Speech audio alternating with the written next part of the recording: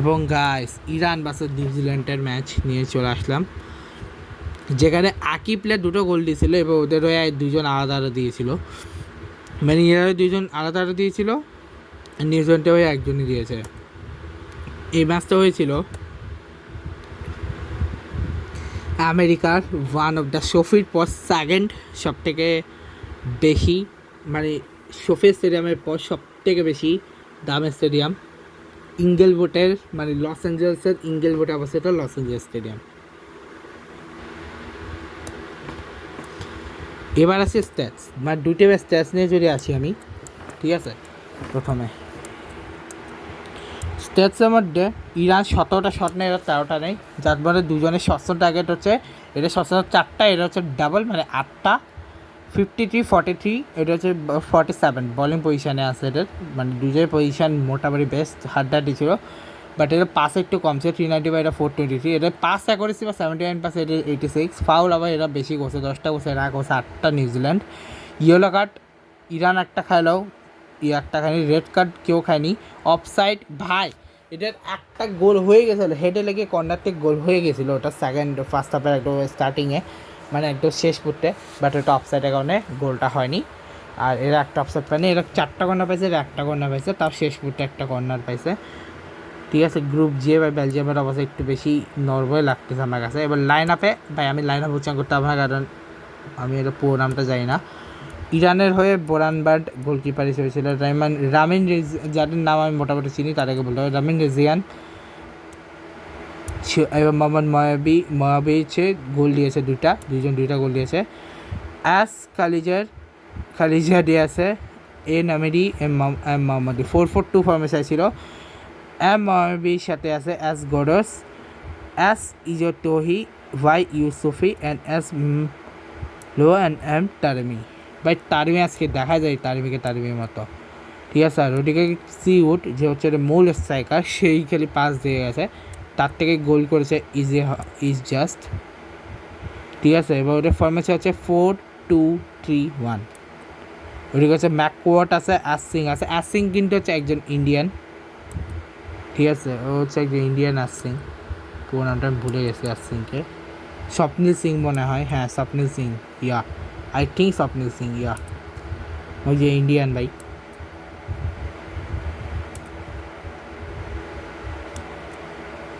এরপরে M Stamenic, J Bell, রিগাল Cacace, M Boxall, F সুমান্টি পাইন, এম ক্রকম্বে, কি গোলকিপারের নাম ভাই, উচ্চারণই হয় না আমার দ্বারা।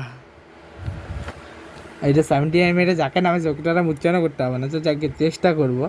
ঈশান শাফি, এটা টাইলার ব্যান্ড, এটা হচ্ছে 4টা পরিবর্তন করছে, ঈশান শাফি, মেহেদি গাইডি, আলী পৌর ভাই, আমির হোসেনি জেদা, কি নাম ভাই এটা তাও উচ্চারণ করা যায়। Ryan Thomas, Jesse Randall, Ben Old, Tyler Bindon, ক্যালার নিউল্যান্ড। তার আমি একটা কথা বলি, আমার নিক নেম রায়ান, আমার মামা দিয়েছিল। ওইদিকে হচ্ছে সালেহ হায়দানি, আলী রেজা জানবাংশ, পায়রাম নিজামাত হোসেন,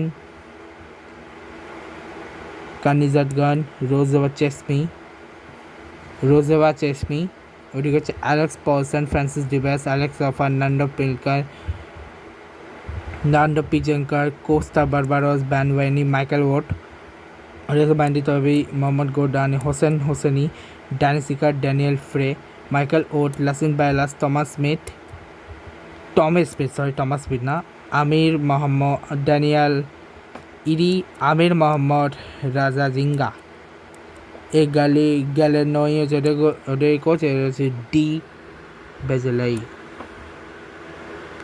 ঠিক আছে। লাইন আপ ছিল এটা।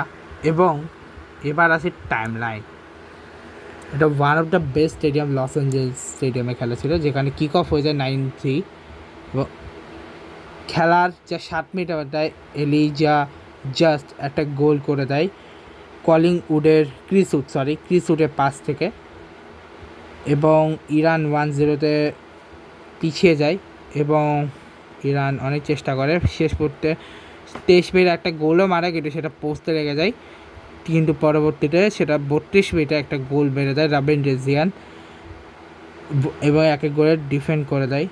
এবং এরপরে এই গোলটা অসাম ছিল। ওদের ফার্স্ট গোলটা ছিল যেখানে গোল করতেছিল কিন্তু এর পাস থেকে ক্রিসউডের পাস থেকে হেডে করে গোল দিয়ে দেয় ইলজা জাস্ট। এবং এদের গোলটা যেটা ছিল সেটা হচ্ছে স্লাইটলি হালকা করে জাস্ট এভাবে করে ঘুরে ঢুকছে। আমি যেটা গোল ছিল এটা, ঠিক আছে। এবং হাফ টাইমে ইরান আর নিউজিল্যান্ড 1-1।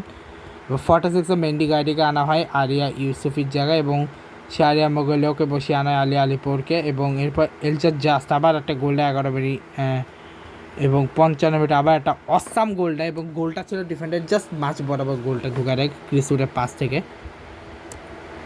এবং এরপর মোহাম্মদ মহিবি 64 মিনিটে জাস্ট রামান রিজনের পাস থেকে একটা আমেজিং হেড দেয়, মানে পাস একটাও কোনার চেয়েছে সেখানে আমেজিং একটা হেড দেয় এবং সে হেডে গোল করে রামে মোহাম্মদ মহিবি।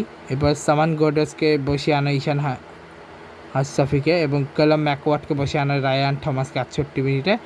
লিভারটো কাকিসকে বসিয়ে আনা হয় ব্যান্ড ওলকে 68 মিনিটে। এবং এরপর টিম পাইনকে বসিয়ে আনা হয় কলেন এলিয়টকে 78 মিনিটে। এরপর মেহেদি তারিমিকে বসিয়ে আনা হয় আমির হোসেন জিরাকে 80 মিনিটে। এরপরে ইয়েলো কার্ড 15 ঈশান জাফি এবং শারপিট সিংকে বসে আনা জেসি র্যান্ডেলকে 90+1 মিনিটে। এবং 90+1 মিনিটে টাইলার ব্যান্ডনকে আনা হয় মার্কোস টেমিনিকের জায়গায়, এবং 6 মিনিট এক্সট্রা দেওয়া হয়, এন্ড অফ ম্যাচ হয়ে যায়। যদিও ম্যাচটা 5 মিনিট এক্সট্রা ছিল কিন্তু ওই 1 মিনিট এক্সট্রা হয়েছে পরে, তারপরে ম্যাচটা শেষ হয়ে যায় 6 মিনিট এক্সট্রা দেয়, এবং তারপরে 1-1 2-2 ম্যাচটা শেষ হয়ে যায়। এবং আমেজিং দুটো গোল আমরা দেখলাম এই ম্যাচটাতে, ঠিক আছে। তো কালকে যে 3টা ম্যাচ, ওই 3টা ম্যাচ কোনটা কোন গ্রাউন্ডে সেটা বলে দিই, ঠিক আছে। যদিও ম্যাচ কোনটা কে জিতবে সেটা আমি আগেই বলছি অন্য একটা ব্লগে, তোমরা জানো। কালকে যে 3টা ম্যাচ, কার কার ম্যাচ আছে কালকে ভাই? কালকে 3টা ম্যাচ কার কার?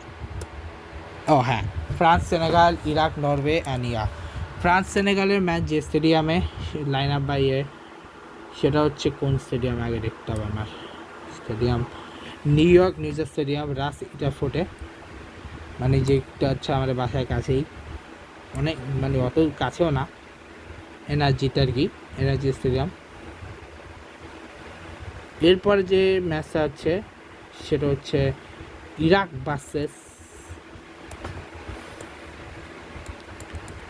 ইরাকের সাথে নরওয়ের, যেটা হচ্ছে কোথায় পড়ছে, যেটা পড়ছে বস্টনে পড়ছে। বস্টন হচ্ছে এখানকার একটা স্টেট, বস্টন হচ্ছে এখানকার ওয়ান অফ দ্য স্টেটগুলোর একটা।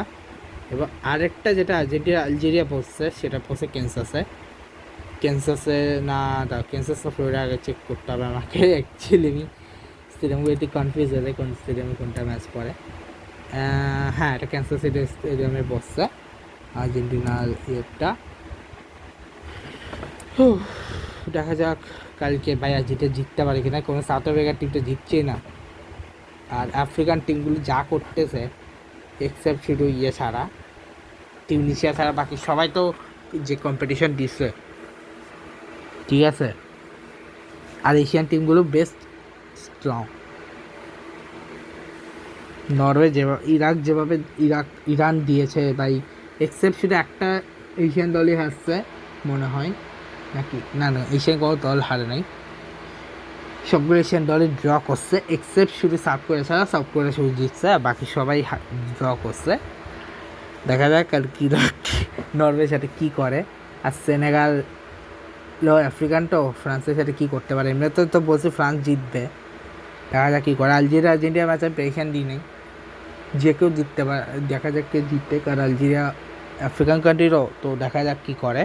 আর ইরাক নরওয়ে ম্যাচটাও দেখতে হবে, কারণ নরওয়ে যত স্ট্রং হোক, যেহেতু এশিয়ান টিমগুলো বেটার দেখেছি ইউরোপিয়ান টিমগুলোর সাথে কম্পিট করতেছে, তো হিসেবে বলতেছি। আর ইরাকও কিন্তু কম টিমকে হারিয়ে আসেনি, বড় বড় টিমগুলোকে হারিয়ে এসছে, ঠিক আছে। দেখা যাক কী হয় না হয়। তো এই ব্লগটাকে শেষ করছে, দেখা হচ্ছে তোমার নেক্সট ব্লগে। Good bye.